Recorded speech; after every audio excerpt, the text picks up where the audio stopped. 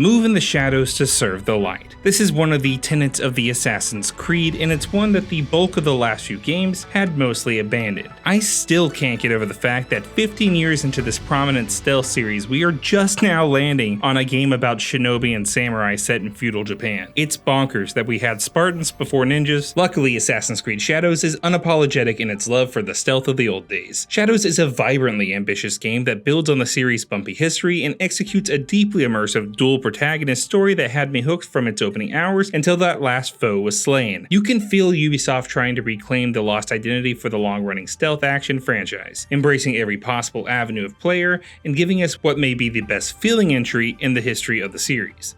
Encompassing a massive recreation of Sengoku period Central Japan, Shadows is a sight to behold, featuring breathtaking visuals that you can take in across 4 changing seasons, buttery smooth gameplay, and some of the best looking characters and costumes from the series in years. A perfect next step for the franchise, with more emphasis on real people affected by the web of secret wars waged by the Brotherhood and the Templars, and a duo that are well realized characters which showcase the varied hearts of Assassin's Creed. With its story asking the question of what kind of power, oath, blood, and ideals have over us, and mixing in some historic Japanese moments with a twisting weave of Assassin's lore, Shadows delivers a very tightly focused narrative, cutting back on the established structures of the franchise to sharpen them into a more precise blade. Shadows de-emphasizes checklists and clutter in favor of a more refined combat, exploration, and progression system. The result is an exemplary entry in the franchise that gives every kind of fan something to love while rediscovering what makes the series so special in the first place.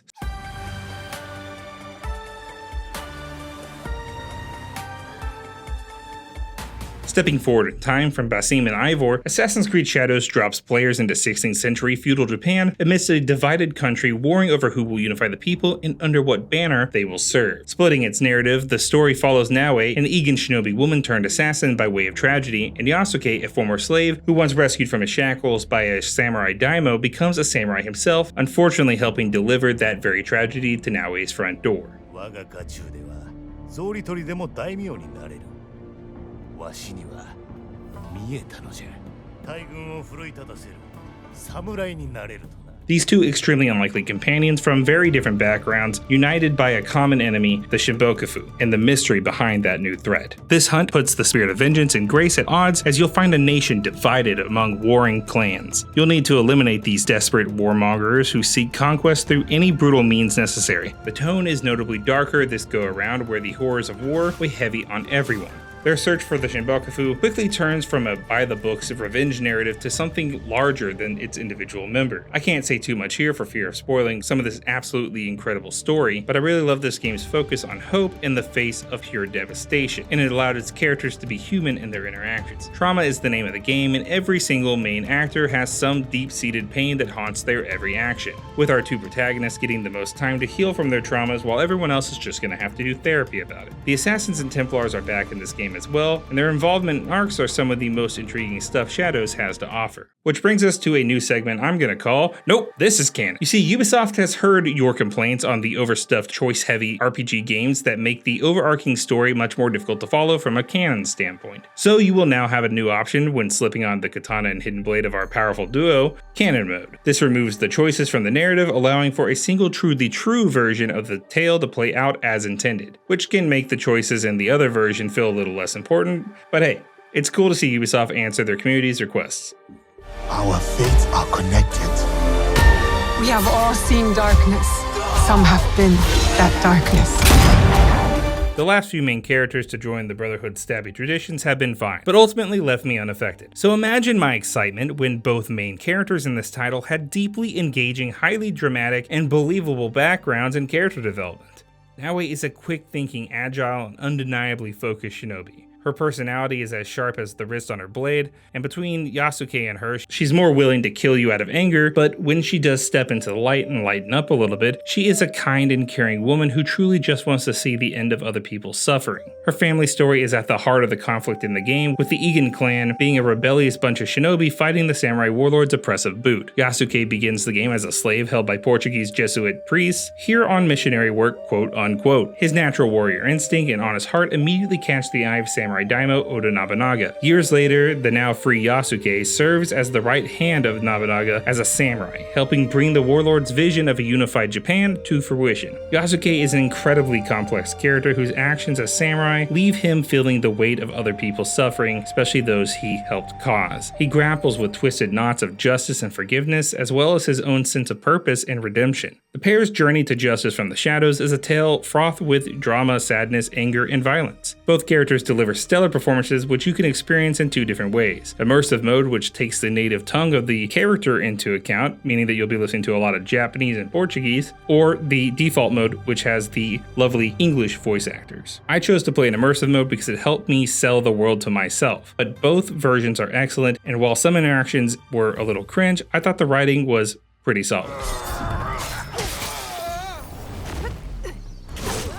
Over the last 15 years, combat in Assassin's Creed has seen quite a few iterations. Shadows blends the best parts of each of these into something far more focused. While there is less options in terms of pure weapon choice, Shadows introduces a much more streamlined set of tools, allowing for a more impactful progression system in the long run. Naoe has more than just her retractable hidden blade in her arsenal. She specializes in quick strikes, acrobatic retreats, and wearing enemies down. Her katana is perfect for dissection, deflection, and death dealing, while her secondary weapons like the Kasarigama allow her to control the battlefield, entangling foes with its chain. Naoe is well stocked for dealing with most any threat, but she is a fast but fragile target. On the higher difficulty combat, her health can be depleted in a matter of just 2 swift blades, so you're going to want to make the most of her arsenal and stay light on your feet. Yasuke, on the other hand, is a big guy. The samurai hero is trained in a variety of weapons, both bladed and ranged. His katana is swift and mighty, and the most versatile of his arms. Meanwhile, his kanabo is a hefty tool of devastation, staggering large opponents and sending small ones flying. My personal favorite is the Naginata. It's excellent for crowd control, striking multiple enemies, and letting you spin around like a bladed helicopter of death and destruction. If ranged weapons are more your speed, there is always the bow and teppo. Yasuke is a force to be reckoned with. If you like the fights in Valhalla and Odyssey, you're gonna love playing as him. He even comes pre-equipped with that trusty Spartan kick. Progression has been changed slightly with the mastery system, separating your abilities into categories for you to invest in what suits you best. This system is fine, but I did feel some of the abilities were needlessly cut off from regular movesets to be unlocked here. One thing Ubisoft really nailed here is the difference in playstyles between the two characters. Going beyond just basic sword combat, Naoe is granted much more agility and mobility with her skills as an advanced parkourist. Her arsenal of quickly accessible ninja tools also allows her to better control a situation that's heading south. She's also lucky enough to be gifted with eagle vision, allowing her to mark enemies and see objectives more clearly, unlike our good friend Yasuke. Yasuke got the rough end of the deal when it comes to these types of moves. Dude has the parkour skills of a 2-year-old, and when he attempts those famous leaps of faith, he biffs it so hard, he even destroys the haystack in the process. But he puts that bulky size to good use, barreling through enemies and locked doors at will.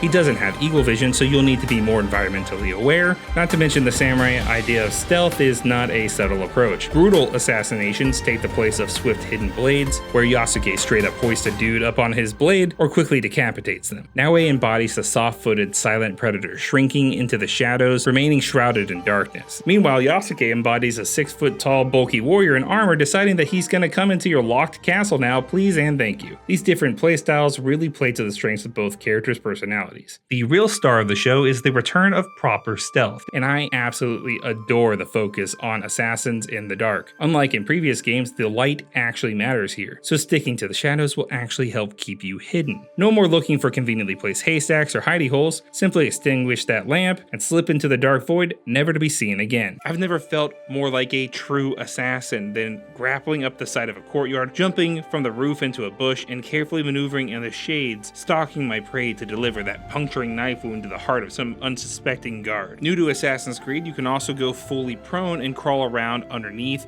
and through environments that you would otherwise be visible in. It's a great way to open up new paths through enemy territory. You'll also be equipped with the regular belt of ninja tools. Kunai and Shuriken offer deadly and tactical ranged options to eliminate targets, pesky light sources, and even alarm bells. This more refined approach to sneaking around is an excellent starting point, but it did ultimately leave me wanting more. I mean, sure, you can use the Shuriken to knock out some lanterns and fire pits, but those tiny candles sitting on a wall mount?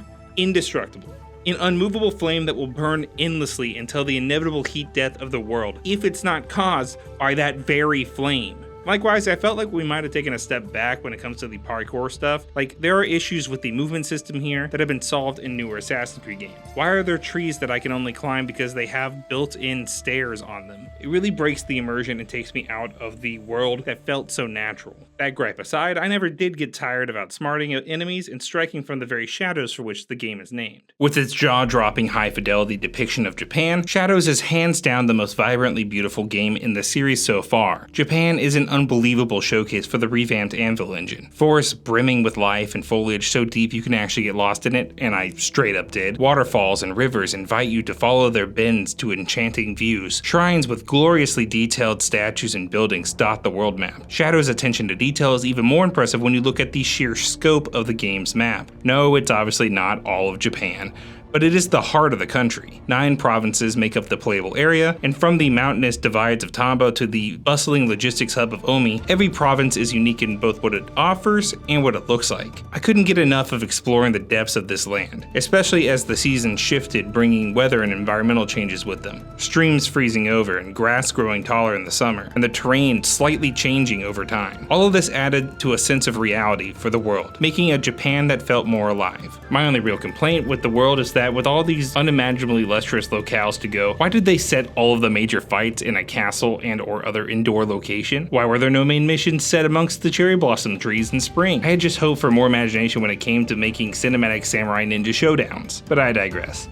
The world is seamlessly beautiful, and it runs great in both available modes. Despite its increased fidelity and impressive scope, Shadows may be, and I really hesitate to say this before the full game launches, but it may be the most polished Ubisoft game I've ever played. In my 70 hours with the game, I encountered 0 bugs. The extra few months of polish really did help, and this illustrious world is proof. Just as clean as the artist, the soundtrack is incredible. A blend of classic Japanese instruments mixed with a thumping modern hip-hop flair that gives each track that little extra oomph. I've been bopping to the soundtrack for this game on repeat while writing this review, and it just goes so hard. Exploring the vast world of Shadows will lead you to plenty of things to do too. Explore ancient tombs, perform katas with the Asuke, or even sit down and paint a lovely picture of a duck or something. I don't know, it's your time, you do what you want. The world is full of little distractions like this, but it's also full of a wide range of people in need. Rumors can often be overheard from NPCs talking amongst themselves, leading you to new side quests and activities like stopping a league of pirates or hunting down a group of corrupt merchants. Many of the side activities feel like a direct way to engage with the culture of Japan, rather than just something to do. When it comes to mission, you can for the most part play as whoever you want. There are character-specific missions that require you to play as each of the 2, but in most missions you can play whoever you want, switching at any time. Though the game's design is clearly biased in favor of Naue. Missions are tracked via a new mission board, a clean UI that easily shows different mission objectives grouped together by what the focus of them are. This is a fantastic way to track things without losing sight of what all there is to do. Naue also has a newly formed league, now in need of a fresh new hideout. Luckily, she has a family friend in Tamiko who gifts Naue her own residence to acquire allies, house new developments and resources, and act as a hideout from the enemies. I spent entirely too much time here building my base, placing as many dogs, foxes, monkeys, cats, you name it, I had it, in my garden area. Ultimately, this stuff is just for show, but that never stopped me from stopping in a local shop just to see if there was anything there that could, really tie the place together. 敵の動きを見極めることが肝要と存じます。 After years of an identity crisis, Ubisoft has finally rediscovered the essence of Assassin's Creed. Sengoku-era Japan turned out to be the perfect venue for Assassin's Creed Shadows' unbelievably gorgeous world of shinobi and samurai, embroiled in a political conflict. The devs made the right call, reinvesting in the signature stealth routes of the series, while keeping some of the more fun aspects of the modern title. An ambitiously scoped world begging to be explored, free from overstuffed collectathons and cluttered UI, Assassin's Creed Shadows brings Naue and Yasuke's journey for justice to fruition in glorious detail. Shadows isn't an overindulgent reforging of the series, but it is a perfect refinement of what makes a good Assassin's Creed game in the first place, and a focus on more grounded storytelling makes this a must-play for any fan of the series. Assassin's Creed Shadows earns a 9 out of 10 from me. Now if you'll excuse me, I still have like 65% of this map to go explore. Be sure to subscribe to Hardwired so you don't miss any future reviews from us, and until next time, I'm Andrew Hamilton.